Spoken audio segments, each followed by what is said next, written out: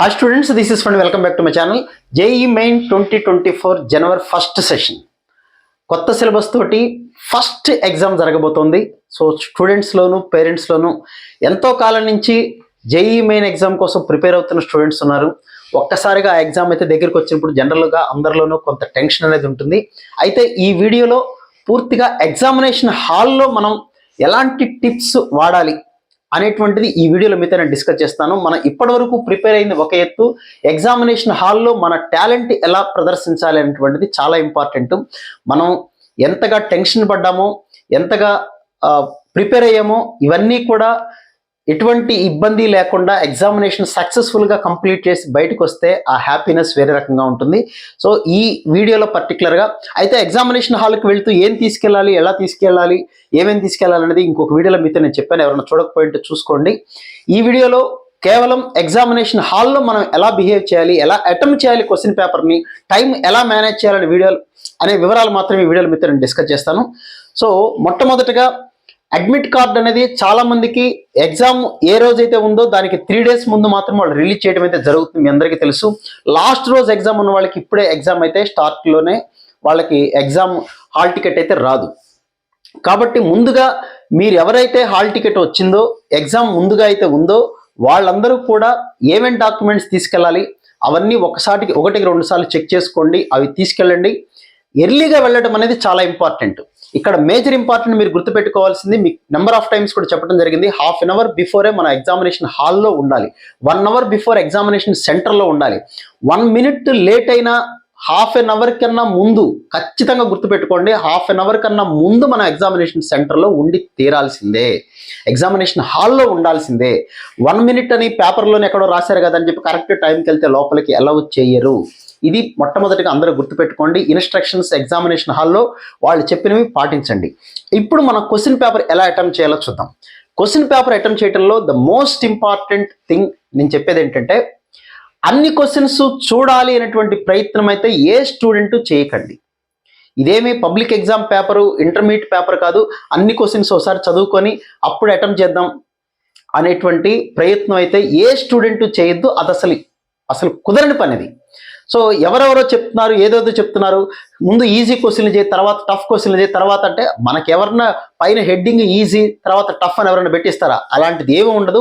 అన్నెసరీగా ఇలాంటి అనవసరమైనటువంటి కాంప్లికేషన్స్ తెచ్చుకోకండి. ఎగ్జామినేషన్లో అన్ని క్వశ్చన్స్ చూడటం అనేది ఇట్స్ రాంగ్ స్టెప్. ఇది గుర్తుపెట్టుకోండి. ఒక క్వశ్చన్ ఒక్కసారి మాత్రమే చూడాలి.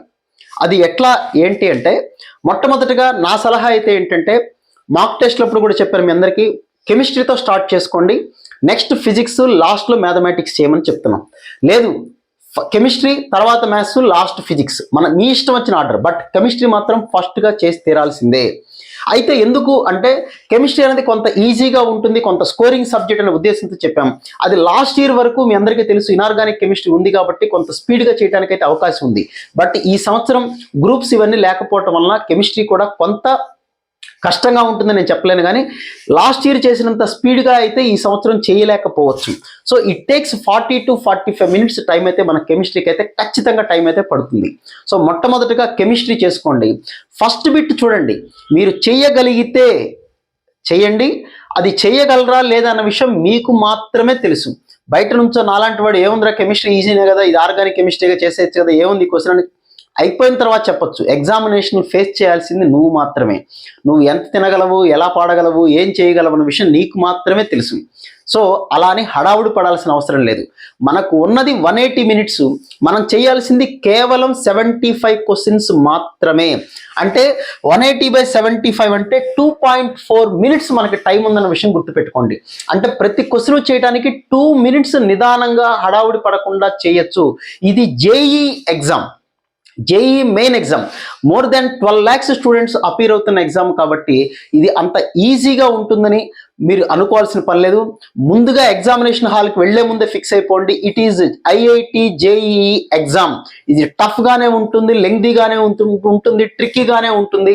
మీరు అనుకున్నంత ఈజీగా ఏమీ ఉండదు అని మెంటల్గా ఫిక్స్ అయ్యే ఎగ్జామినేషన్ హాల్కి అయితే వెళ్ళండి. అలా అని టెన్షన్ పడాల్సిన పని లేదు. మీకు వచ్చిన క్వశ్చన్స్ ప్రతి సంవత్సరం నేను దాదాపుగా 24 ఇయర్స్ ని చెప్తున్నాను, దాదాపుగా 18 ఇయర్స్ పైగా నేను ఐఐటి జే అనాలిసిస్ చేస్తున్నాను. ప్రతి సంవత్సరము 30 to 35% of the question paper, అంటే దాదాపుగా 20 నుంచి 25 క్వశ్చన్లు మనం చెయ్యగలిగే క్వశ్చన్స్ ఖచ్చితంగా ఉంటాయి.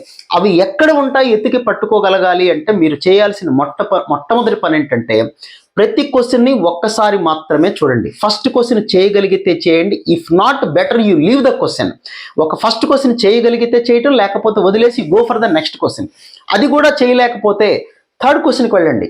అంతేకాని ఒక క్వశ్చన్ని పట్టుకొని ఇది ఎందుకు రాదో దీని అంతు తేలుస్తాను, దీని సంగతి ఇక్కడే తేలుస్తానని టైంని వృధా చేయకండి. Time is precious. మీరు గుర్తుపెట్టుకోండి, ఎగ్జామినేషన్ హాల్లో అన్నిటికన్నా విలువైనది టైం. అది ఎవ్వరూ తిరిగి తీసుకురాలేరు.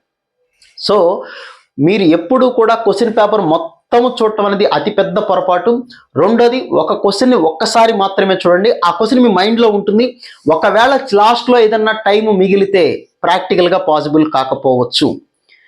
ఒకవేళ అయితే అప్పుడు ఆ క్వశ్చన్ జోలికి మళ్ళీ వెళ్ళండి. ఇది ఆన్లైన్ కంప్యూటర్ బేస్డ్ ఎగ్జామ్ కాబట్టి మళ్ళీ మీరు వెనక్కి వెళ్ళి చూసుకోవడం అనేది పెద్ద కష్టమైతే విషయం అయితే కాదు. సో ప్రతి ఒక్కళ్ళు కూడా గుర్తుపెట్టుకోవాల్సిన మొట్టమొదటి విషయం, ఒక క్వశ్చన్ ఒక్కసారి మాత్రమే చూడండి. క్వశ్చన్ ఆన్సర్ వస్తే చేయండి, రాకపోతే యూ బెటర్ లీవ్ ఇట్. నేను అదృష్ట జాతకుని సార్, నేను పుట్టిన తర్వాతే మా నాన్నగారికి కలిసి వచ్చింది, మా అమ్మగారికి కలిసి వచ్చింది, ఇలాంటి అనవసరమైన ఆలోచనలతోటి మిమ్మల్ని మీరు ఎక్కువగా ఊహించుకొని రాని క్వశ్చన్కి కూడా ఏదో ఒక డ్రా వేసి ఆనందంగా ఆన్సర్ పెట్టకండి. అది ఎన్ని తక్కువ మిస్టేక్స్ చేయగలిగితే మనకు అంత బెటర్ పర్సెంటైల్, బెటర్ ర్యాంక్ అని వస్తుంది. గుర్తుపెట్టుకోండి, మీకు వస్తేనే ఆప్షన్ పెట్టండి, రాకపోతే better you leave it. You have one more chance in April session.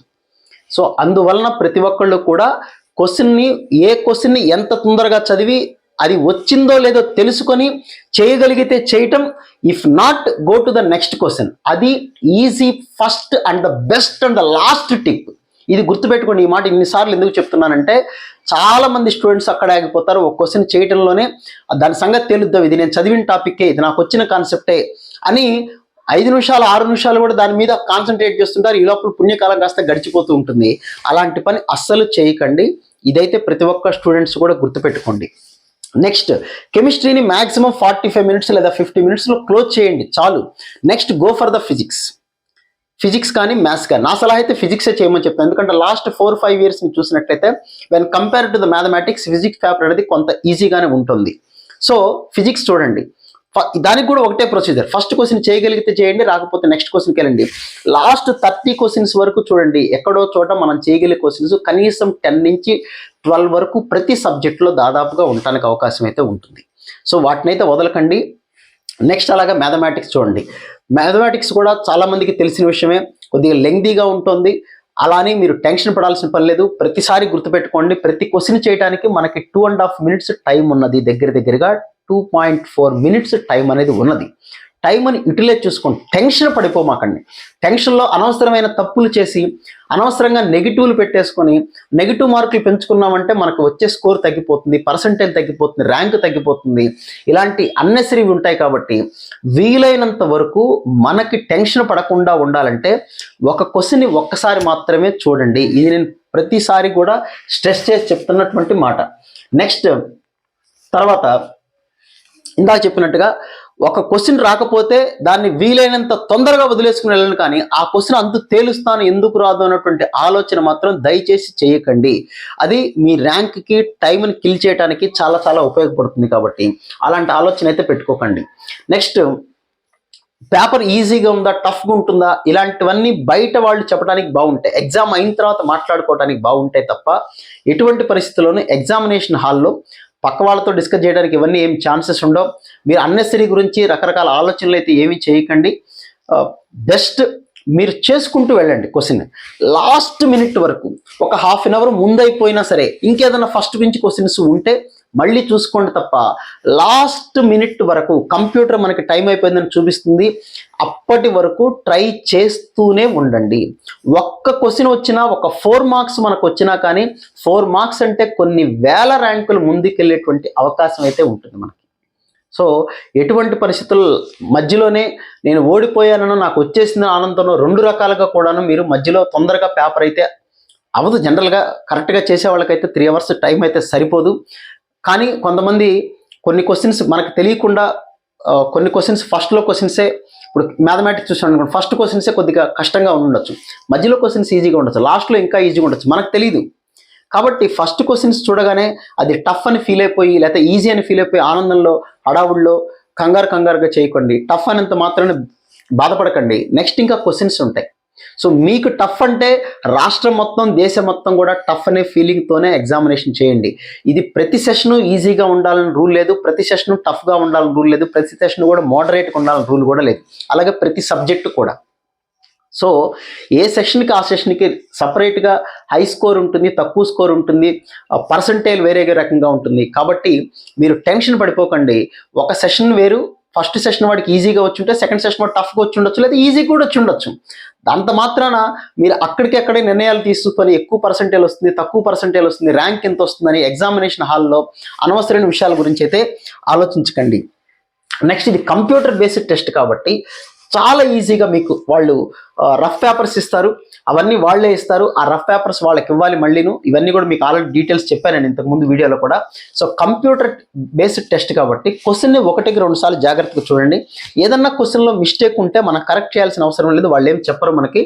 ఆ క్వశ్చన్ వదిలేస్తే అది స్కోర్ కూడా యాడ్ చేసే అవకాశం అయితే ఉంటుంది. అంత మాత్రాన క్వశ్చన్స్ రాంగ్ ఇస్తారని అనుకోకండి. మనకు రాని క్వశ్చన్ ఎగ్జామినేషన్లో ఇంకా దేశంలో ఎవరికి రాదనుకుని మనం ఆ క్వశ్చన్ వదిలేయాలి. దాన్నే పట్టుకుని పాకులాడకండి. సో లాస్ట్ మినిట్ వరకు మీరు ట్రై చేయండి, కాన్ఫిడెంట్గా ఉండండి. అది అన్నిటికన్నా ముఖ్యమైనది ఏంటంటే కాన్ఫిడెంట్గా ఉంటాం. సో ఒక్కసారి నేను రాసిన పాయింట్స్ కూడా ఒకసారి మీకు గుర్తు చేస్తాను. నేను ఎర్లీగా ఎగ్జామినేషన్ సెంటర్కి అయితే వెళ్ళండి. అన్ని క్వశ్చన్స్ చూడాలని అయితే ట్రై చేయకండి. ఒక క్వశ్చన్ ఒక్కసారి మాత్రమే చూడండి. ఏదన్నా లాస్ట్లో టైం మిగిలితే మళ్ళీ ఆ క్వశ్చన్ మీకు గుర్తుంటే, ఆ సబ్జెక్ట్ మీకు గుర్తుంటే, ఆ కాన్సెప్ట్ మీకు గుర్తుంటే ఒక్కసారి వెనక్కి వెళ్ళి అది చేయడానికి ట్రై చేయండి. అది కూడా మీకు టైం మిగిలితే. నెక్స్ట్ కెమిస్ట్రీ తర్వాత ఫిజిక్స్ తర్వాత మ్యాథ్స్ చేయడానికి ట్రై చేయండి. అది చాలా చాలా ఇంపార్టెంట్. అది గుర్తుపెట్టుకోండి. కెమిస్ట్రీ అయితే 45 మినిట్స్ లేదా 50 మినిట్స్లో కంప్లీట్ చేయండి. ఫిజిక్స్ అయితే 1 అవర్లో కంప్లీట్ చేయండి. మ్యాథమెటిక్స్ అయితే 1 అవర్ 15 మినిట్స్ తీసుకోండి, సరిపోతుంది. 3 సబ్జెక్టులు చేయాలి, అన్ని ప్రాబ్లమ్స్ చేయాలని అయితే కలగనకండి. అలాంటి అవసరాలు అయితే మనకేమీ లేదు. దాదాపుగా మనం ప్రతి సబ్జెక్ట్లో 20 క్వశ్చన్స్ చేయగలిగితే ఇట్స్ అన్ ఎక్సలెంట్.